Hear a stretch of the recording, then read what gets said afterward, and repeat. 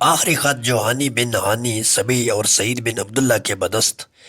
حضرت امام علی مقام کو پہنچا۔ اس کے بعد آپ نے کوفہ والوں کو لکھا کہ تم لوگوں کے بہت سے خطوط ہم تک پہنچے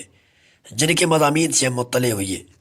تم لوگوں کے جذبات اور عقیدت و محبت کا لحاظ کرتے ہوئے بر وقت ہم اپنے بھائی چچا کے بیٹے مخصوص و معتمد مسلم بن عقیل کو کوفہ بھیج رہے ہیں۔ اگر انہوں نے لکھا کہ کوفہ کے حالات سازگار ہیں تو انشاءاللہ میں بھی تم لوگوں کے پاس بہت جلد چلا ہوں گا۔ حضرت مسلم کے دو صاحبزادے محمد اور ابراہیم جو بہت کم عمر تھے اور اپنے باپ کے بہت پیارے تھے، اس سفر میں اپنے مہربان باپ کے ساتھ ہو لیے۔ حضرت مسلم نے کوفہ پہنچ کر مختار بن عبید کے ہاں قیام کیا۔ شیعان علی ہر طرف سے جوک تر جوک آ کر بڑے شوق و عقیدت سے آپ سے بیعت کرنے لگے، یہاں تک کہ ایک ہفتہ کے اندر 12,000 کوفیوں نے آپ کے دست مبارک پر حضرت امام حسین رضی اللہ تعالیٰ عنہ کی بیعت کی۔ حضرت مسلم کو جب حالات خوشگوار نظر آئے تو آپ نے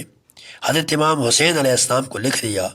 کہ یہاں حالات سازگار ہیں اور اہل کوفہ اپنے قول و قرار پر قائم ہیں، آپ جلد تشریف لائیے۔ صحابی رسول صلی اللہ تعالیٰ علیہ وآلہ وسلم حضرت نعمان بن بشیر جو اس زمانے میں کوفہ کے گورنر تھے، جب وہ حالات سے باخبر ہوئے تو ممبر پر تشریف لے گئے اور حمد و صلات کے بعد فرمایا، کیا لوگوں یہ بیعت یزید کی مرضی کے خلاف ہے اور اس پر بہت بڑکے گا اور فتنہ و فساد برپا ہوگا۔ عبداللہ بن مسلم خضرمی جو بنی امیہ کے خواہوں میں سے تھا اٹھ کھڑا ہوا اور کہا کہ آپ جو دیکھ رہے ہیں سخت گیری کے بغیر اس کی اصلاح نہیں ہو سکتی، آپ دشمن کے مقابلے میں بہت کمزور ثابت ہو رہے ہیں۔ اب نے فرمایا خدائے تعالیٰ کی فرما برداری کے ساتھ میرے شمار کمزوروں میں ہو، یہ اس بات سے بہتر ہے کہ اس کی نافرمانی کے ساتھ میرے شمار عزت والوں میں سے ہو۔ یہ فرما کر آپ ممبر سے اتر آئے۔ عبداللہ خضرمی نے وہاں سے اٹھ کر یزید کو خط لکھا کہ مسلم بن عقیل کوفہ میں آ گئے ہیں، شیعوں نے حسین بن علی کے نام پر ان سے بیعت کر لی ہے، اگر آپ کوفہ بچانا چاہتے ہیں تو کسی زبردست آدمی کو حاکم بنا کر بھیجو جو آپ کے فرمان کے مطابق عمل کر سکے۔ نعمان بن بشیر یا تو کمزور ہیں یا جان بوجھ کر کمزوری دکھا رہے ہیں۔ عمارہ بن عقبہ اور عمر بن سعد نے بھی اسی مضمون کے یزید کو خط لکھے۔ ان خطوط کے پہنچنے پر یزید سخت غضبناک ہوا، اپنے خاص دوستوں کو بلا کر اس نے مشورہ کیا۔ ان لوگوں نے کہا کہ کوفہ کا گورنر عبید اللہ بن زیاد کو مقرر کیا جائے، وہ بہت سخت آدمی ہے، کسی کی پرواہ نہ کرے گا۔ یزید نے لوگوں کے مشورہ پر عمل کیا، کوفہ کے گورنر حضرت نعمان بن معاشر رضی اللہ تعالیٰ عنہ کو معزول کر دیا اور عبید اللہ بن زیاد جو بصرہ کا گورنر تھا اسے کوفہ کا گورنر بنا دیا اور حکم دیا کہ وہ فوراً کوفہ پہنچ جائے، مسلم بن عقیل کو گرفتار کر کے شہر بدل کر دے یا قتل کر ڈالے، اور حسین بن علی آئیں تو ان سے میری بیعت طلب کرے، اگر وہ بیعت کر لیں تو بہتر ورنہ ان کو بھی قتل کر دینا۔ یزید کا حکم نامہ پاتے ہی عبید اللہ بن زیاد نے اپنے بھائی عثمان بن زیاد کو بصرہ میں اپنا جانشین بنایا اور دوسرے دن وہاں سے کوفہ کے لیے روانہ ہو گیا۔ قادسیہ پہنچ کر اپنے سپاہیوں کو وہیں چھوڑ دیا اور عذرائے فریب اعجازی لباس پہن کر اونٹ پر سوار ہوا اور 20 آدمیوں کو اپنے ہمراہ لے کر حجازی راستہ سے مغرب اور عشاء کے درمیان کوفہ میں داخل ہو گیا۔ رات کے اندھیرے میں اس مکر و فریب کے ساتھ پہنچنے سے اس کا مطلب یہ تھا کہ اس وقت کوفیوں میں یزید کے خلاف ایک لہر دوڑی ہوئی ہے، لہذا ایسے طور پر داخل ہونا چاہیے کہ وہ ابن زیاد کو پہچان نہ سکے اور سمجھے کہ حضرت امام حسین رضی اللہ تعالیٰ عنہ تشریف لے آئے تاکہ امن و عافیت کے ساتھ وہ کوفہ میں داخل ہو جائے۔ چنانچہ بالکل ایسے ہی ہوا۔ اہل کوفہ جن کو حضرت امام علی مقام کی آمد کا انتظار تھا، اعجازی لباس میں حجازی راستہ سے ساز و سامان کے ساتھ آتا دیکھ کر رات کی تاریکی میں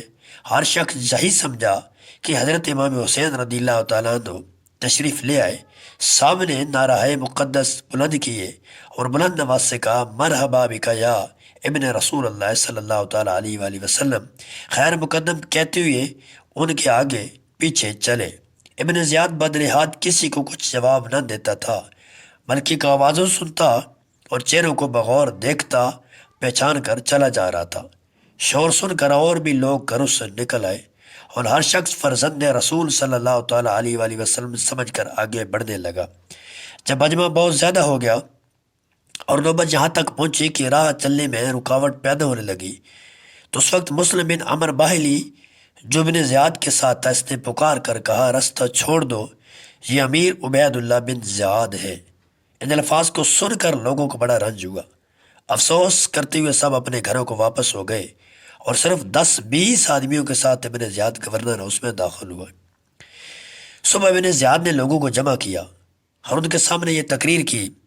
اے لوگوں، امیر المؤمنین نے مجھے کوفہ کا گورنر بنایا ہے اور مجھے حکم دیا ہے کہ مطیع و فرمانبردار لوگوں کے ساتھ میں بھلائی کروں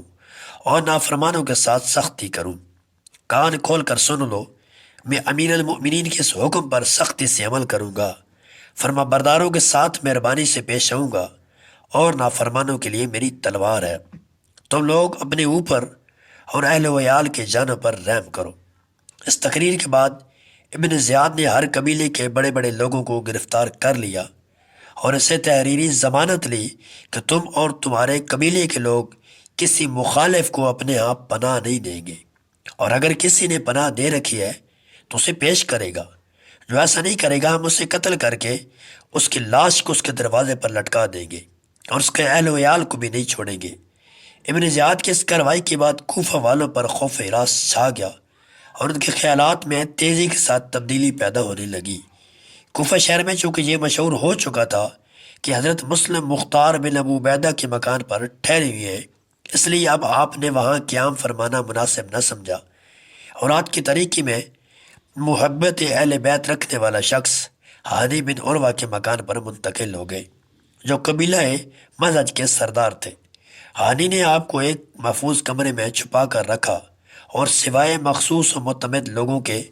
دوسروں کو اس راز سے بالکل بھی مطلع نہ کیا۔